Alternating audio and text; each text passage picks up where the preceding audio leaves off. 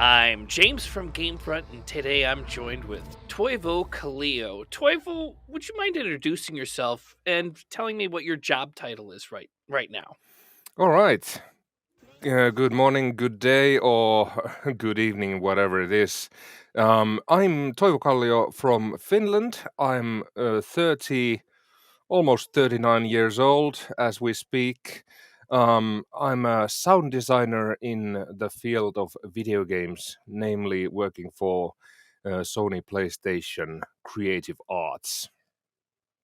Awesome. And a little bit later in the interview, I plan to get right into Returnal, which is how I found out that you had worked on the game was because we're friends on Facebook.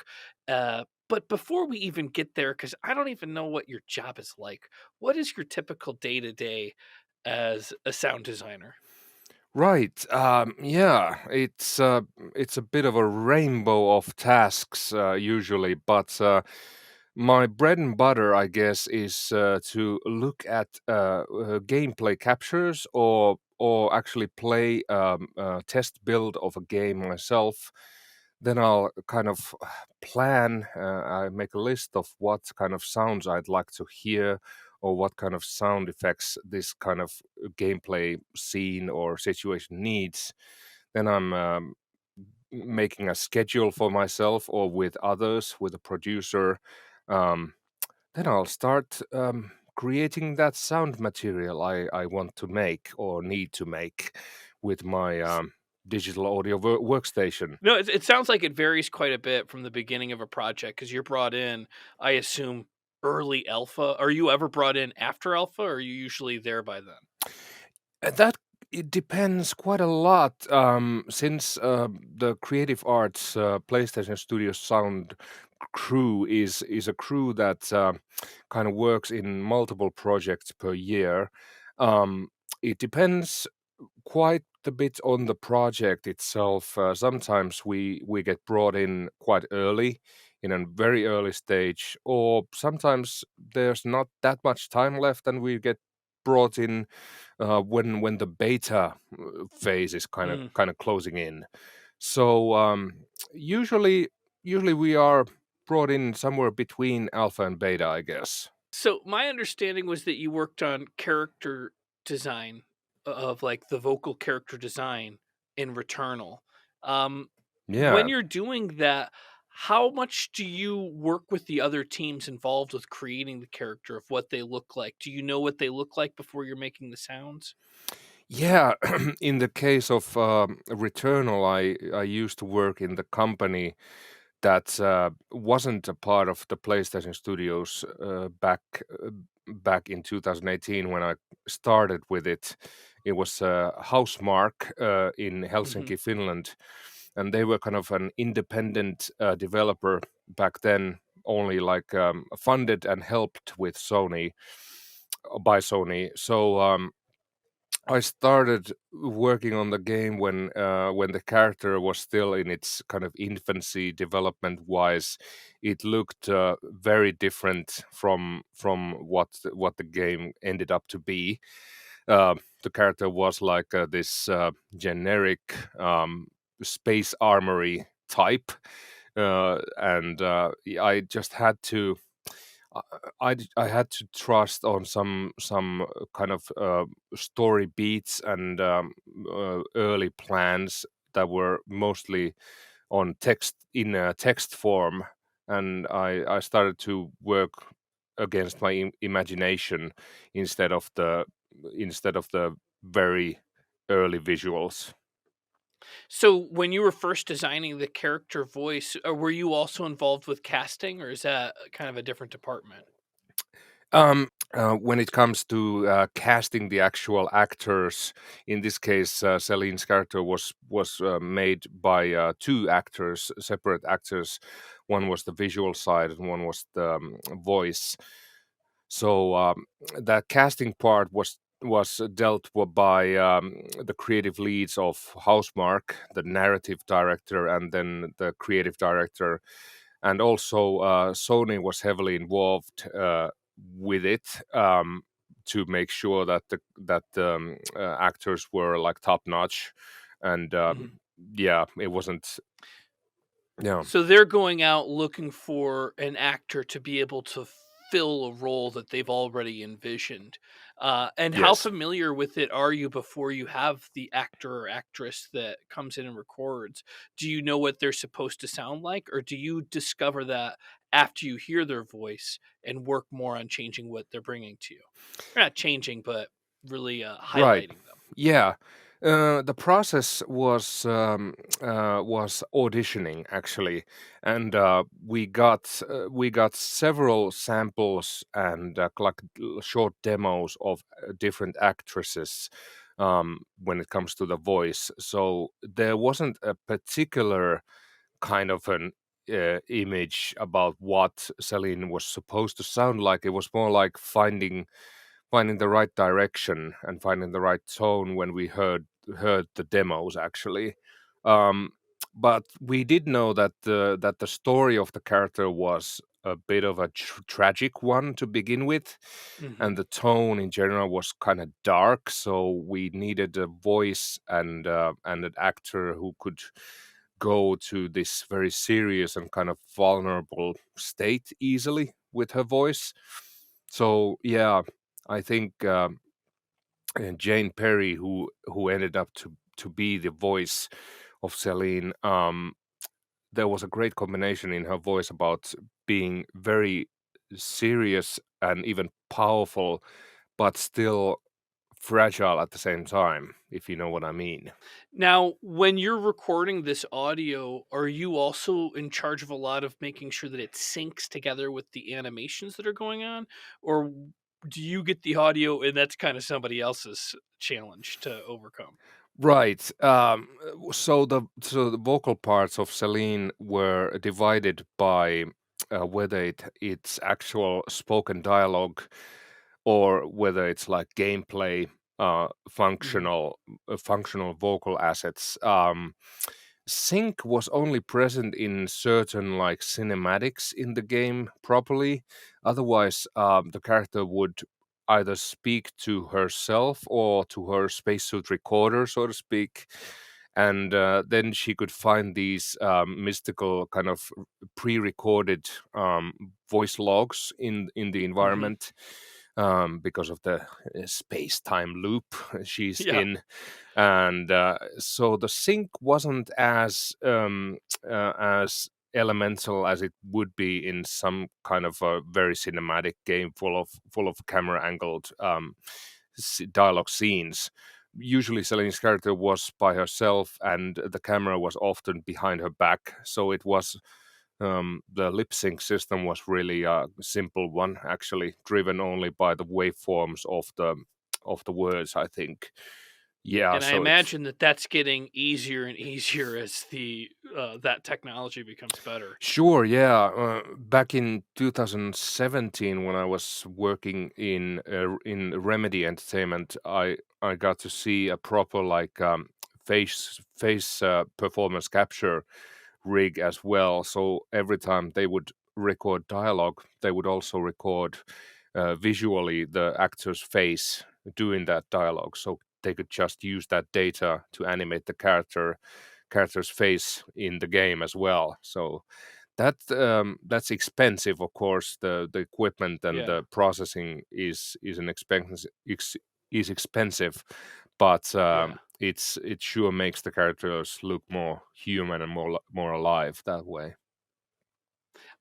This might be a dumb question, but since I'm just not that familiar with character development and in audio terms, Hmm. other than the voice, I imagine it's not just the voice. What other things do you capture and use for Right. sound to bring a character to life?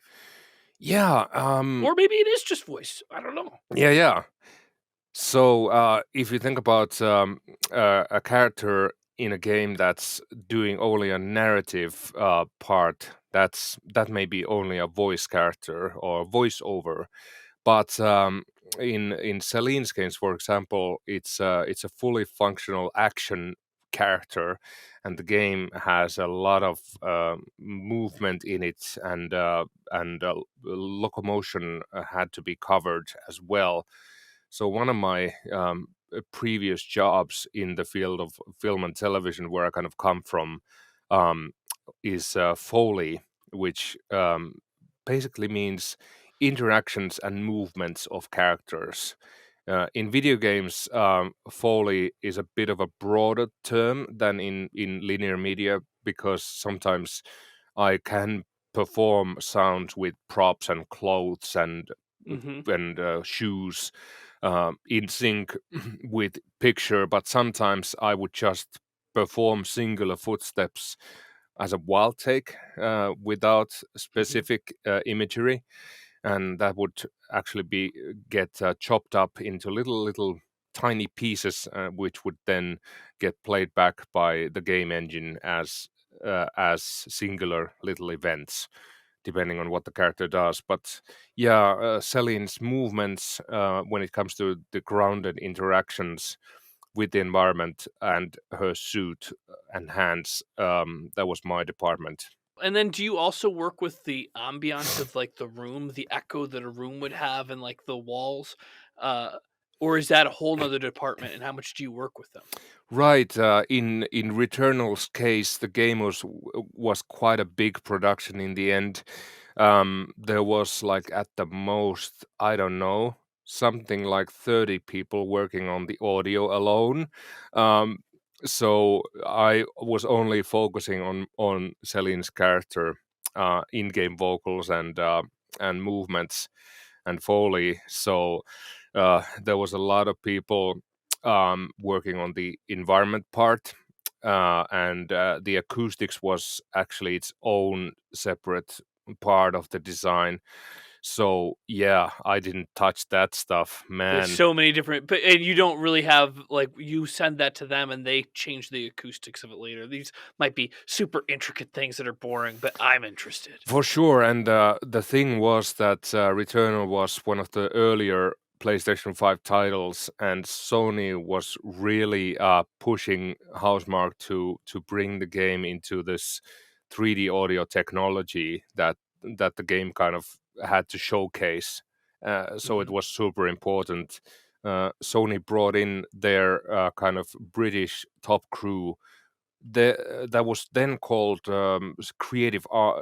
Hang on, Creative Services Group was the title, and now it's changed. Um, so those guys, those people were working with PS4 VR quite a lot before Returnal, so they knew kind of how three-dimensional soundscape could be Yeah. built. It's one of those things that if it's not there, you don't really notice it so much, but when it is Right, there, it puts you in a world in a way that is, very unique. Um, definitely. I love when a game takes sound and makes it almost a character in and of itself. Yeah, yeah, yeah. Another Now, this question, some of these are going to be a little strange, but how do you balance creating unique tones and identities for each character while making sure that they fit within the overall soundscape of the game? These are some good questions, James. So I guess some elements of the character kind of remained the same quite a long time. Namely, like her spacesuit and its kind of moving parts. They were the same over the course of many months, and kind of remained the same to even to release. But as the environments themselves developed further and more kind of detailed surfaces appeared, I added in some stuff that would would enrichen the interactions between Selene and the environment, like namely in the footsteps department. There was a like 60 different service samples I recorded Yeah, over the course of development with different surface props. Then also the game has small parts in it, or actually one whole level is underwater. So I had to make a pass of Celine's movements and some footsteps as well, as it were underwater. So I used different almost muted, mics. right? Yeah, Oh, actually, different mics. I used set of contact mics to record her suit, which means like it sounds as if the player was recording or hearing her suit from the inside. I don't know if you're Oh, familiar cool. with the movie Gravity from 2013. Mhm. I'm very yeah, I love Yeah, the like, that's another movie where the audio is just insane, and it reminds me of exactly. Dead Space and the lack of Yes, audio yes, yes, being yes. something that Those is are the nerve-wracking. two of my biggest inspirations while making Returnal, Dead Space, especially the first original game, and then Gravity. Those games, I mean, Dead Space and Gravity, kind of show to the audience how well you can put a person inside a headspace of a space suited character, so to speak. It's awesome. What role did player feedback play in the sound design process for the characters? Oh, and this is in the PC release. I assume you probably didn't have any part of the PC release, did you? No. They used your sounds and didn't change them, so there wasn't really any I feedback hope that was they didn't taken in and change changed. much. Yeah, the PC version was actually mixed. The final mix was done in Abbey Road, the legendary Abbey Road Oh Studios. my god, you mentioned that, yeah. Yeah, I think I read that on your Facebook page, and that yeah. was when it, like, all of a sudden, it was like, "Holy shit, I this had is to. Yeah, incredible." yeah. It was one of the first. I think it was the very first like proper video game that was mixed in that stage. So that was really cool. Unfortunately, I couldn't fly in to participate, but yeah, that was super fantastic. So what challenges have you faced when working with a game like Returnal, after you've come off of projects with very different challenges like Angry Birds? Like, Right. what kind of a difference do you have in your job approach for those? Yeah, yeah. I spent almost 2 years of my life in Rovio Entertainment as well. Just after leaving Housemark, I actually joined the Angry Birds crew in Espoo.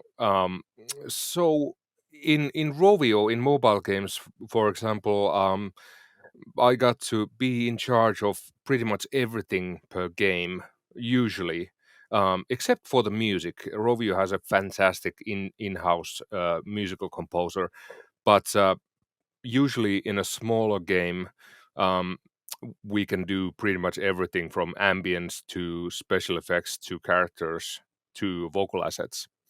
And it was so much fun, and I learned a huge deal of things while making like silly user interface sounds, for example, Mhm. or funny cutscenes from start to finish. I got to flex my cinematic sound design muscles and my love of cartoons as well. I really dug up my inner archives of old Hanna-Barbera and Oh, I Looney Tunes love and the stuff. Hanna-Barbera stuff. Yeah, I know.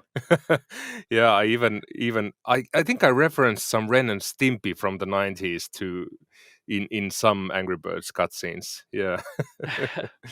Um, when I imagine it might be frustrating for somebody that has a great ear for sound and music when you're working on a product that the end user is probably going to use the speakers that come out of a phone. Right. Does that create a challenge that you're excited to overcome to make it sound better, or do you wish that you could be like, plug in the headphones? I'm gonna make something special here. Yeah, that's a really good question. It's a bit of a bipolar thing, so to speak. Um, i on one hand, we always try to aim.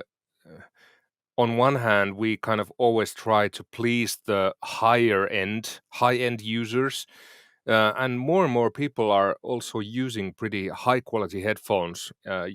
I think in-ear headphones in general have become so much better, and phones actually play back some high quality audio these days. But on the Mhm. other hand, we have to make sure that the frequency range that your usual kind of phone speaker can handle is also covered really strongly. So I guess in general, I would use a bit of a different mastering EQ or mastering settings in a mobile game than I would if it was like a PlayStation 5 title. Because the whole processing power of phones is so much lower in general. So yeah, that has to be taken into account to an extent, but it's usually when I get a certain mastering processing chain kind of locked in, I don't have to think about it that much. Mhm. I just make sure that I don't try to drive any subwoofers, let's say, when I when I make an Angry Bird sound effects. Yeah. When you're working on Returnal, um, or any game that's on a console that you can count on people having, at the very minimum, I wouldn't say there's a very minimum. They might be wearing headphones that have 3D surround sound. They might be listening it from a monitor TV that doesn't sound great. Right. Do you listen to each of them individually, or do you just work on what you would consider the highest tier, best sound? And as long as that's great, it's going to translate across the board. Yeah, I would focus my efforts definitely on listening to multiple sound sources nearer the end, especially. I would try to use a few different sets of headphones, for example. Then we had like a plug-in version of the 3D audio playback that PlayStation 5 has. We could then kind of change different profiles of 3D audio and test them around and pan sounds around the virtual field to see how it translates. Um, then we could route stuff into things like the controller speaker. We could try how certain kind of user interface sounds would translate through Mhm. that system. Try kind of small TV speakers while doing like play tests. So it's very important to try like 10 different sound sources during the mixing part, especially, so that we could cater like uh, any kind of player's requirements. So yeah, we would play the sounds through like several different devices to make sure that they work. On each. All right, here's some stuff that if I don't ask, I'm going to get in trouble because there is in our community a Uh bunch of oh. people that are interested in budding audio, becoming engineers, and getting into the video game industry. What uh, the first question I have is what kind of software and hardware do you use? As in, what should they get familiar with if they want to pursue a career in this industry? Wow, that's yeah, Does it is it it's a good different for each question. place you work at, or is it, like, kinda standardized in a certain set of things that they should educate themselves on? Yeah, I think, in my opinion, the video game industry is getting more and more standardized these days. Um, but then again, competition between different software solutions is healthy in another way. So there are a few uh, basic engines, for example, it's good to practice with them. Unreal Engine is one of the most successful and most used engines these days. So that is very good to take a look and And isn't that try something I might be with wrong, it.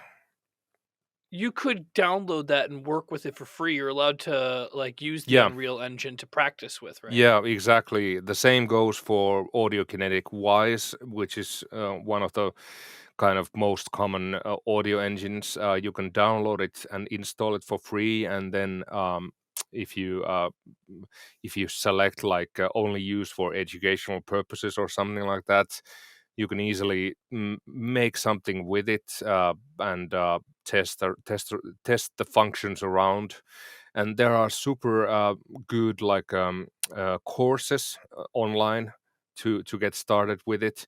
I'm sure like Unreal also has a ton of good like video teaching resources available. And then Unity engine is a huge thing these days as well. Many successful games these days have been made with it. Um, and let's see what else is there. Oh, there's audio engine called Fmod. That's a good thing to learn.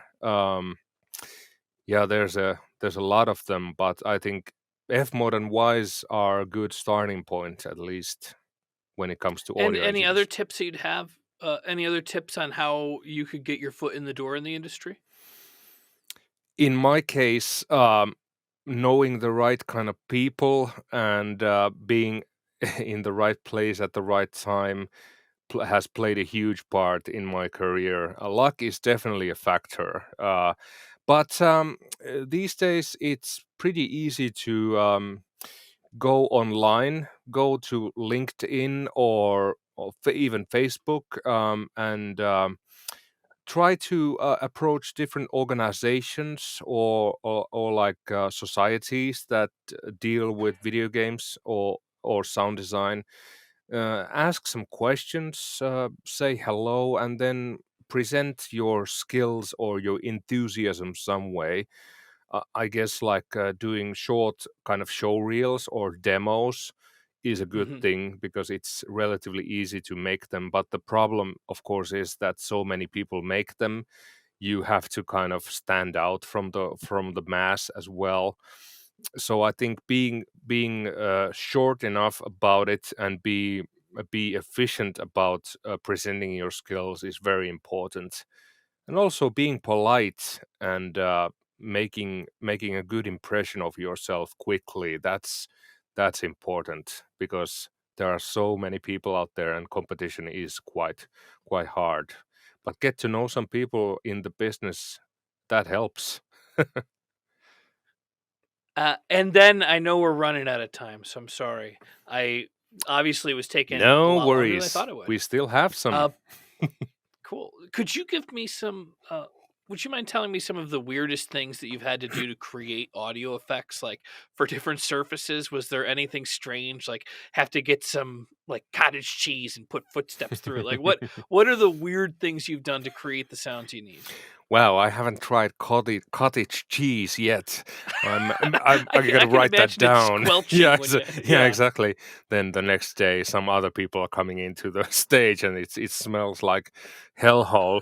But yeah, when yeah, since Returnal has some really dark and bizarre moments in it.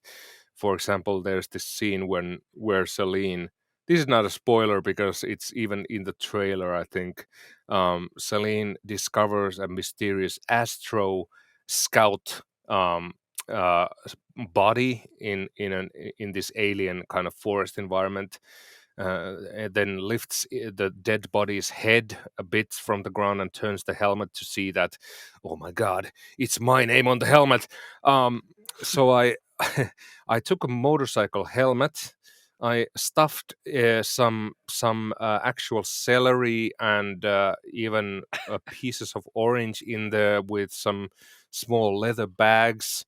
And then took some thin wood pieces and wrapped them into a fabric, and then made these really nasty kind of crackly movements with the helmet, so it would sound like it's a decomposing astronaut getting moved around. That was a bit of a That's awesome. yeah. I wish I had some video material of me trying to look professional while playing Do around you with that stuff. do you do those things in the office, or is that something you capture in the privacy of, like, not being around people? I mean, I usually work when I perform Foley. I prefer to get Finvox Studios booked for that. I have a lot of props stored in this studio called Finvox Cinepost in Helsinki, and it's a wonderful place when it comes to privacy. uh, I usually work with a recordist, or Foley mixer, as they say in the States, who is on the other side of this thick glass. Sometimes the mixer would come near the window of the stage and wonder like, what the hell is that guy doing over there? But yeah, usually only one people. Or usually only one person in addition to me knows what I'm actually working with. I haven't played through, and I don't know the history of the character Selene, Mhm. but they're asking, as someone involved in the character design process for the game, what are your thoughts on the early Selene concept arts, the Mm. darker hair version of her by Andre Parada, compared Oh to how yeah, she ended up in the release version? yeah. That's cool. That's a good question. Yeah. Yes, Celine's character went through some different kind of visual phases in the production, and I think I think the idea to make her a bit more light colored with her hair and stuff was to make her appear a bit more ordinary in a way. A bit, even a bit more vulnerable. I think was the end goal there. Um, Celine's roots in the story are in Greece. She has like Greek what's it called? Heritage? Yes, yes. Selene is a part of the Greek heritage in a way, but making her blonde was, I think, this is only my own idea, but I think the point was to make her appear a bit more ordinary and a bit more vulnerable in a way. What are your thoughts on easier difficulties options versus Mm, accessibility? I'm a big fan, and a lot of the game for at least viewers for YouTube are fans of the Soul series. right, And there's always this battle with players of like, we don't want you to make it too easy because the right. difficulty is what brings us here, and if you can't handle it, then you don't deserve the honor of playing Dark Souls. How do you feel about uh, different accessibility with difficulty options? Well, from my personal perspective, I'm a bit of a storytelling player and a Mhm. bit of a casual player myself. I have never played any of the Souls games from start to finish. Those games are a bit too punishing for my personal taste. So I love having an option to play more for the story. Usually these days, the Mhm. bigger games even have that option, like focus on the story or something.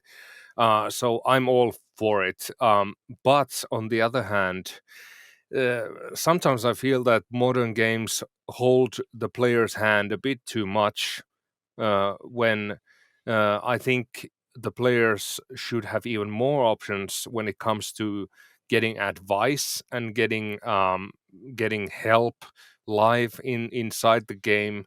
That's sometimes a bit too far, in my opinion. I love those games from the 90s that were kind of not impossibly difficult, but challenging. Like the first Tomb Raider, for example, is one of my all-time favorites. Mhm. The feeling of being alone against the environment is something that many modern games kind of lack, in my opinion.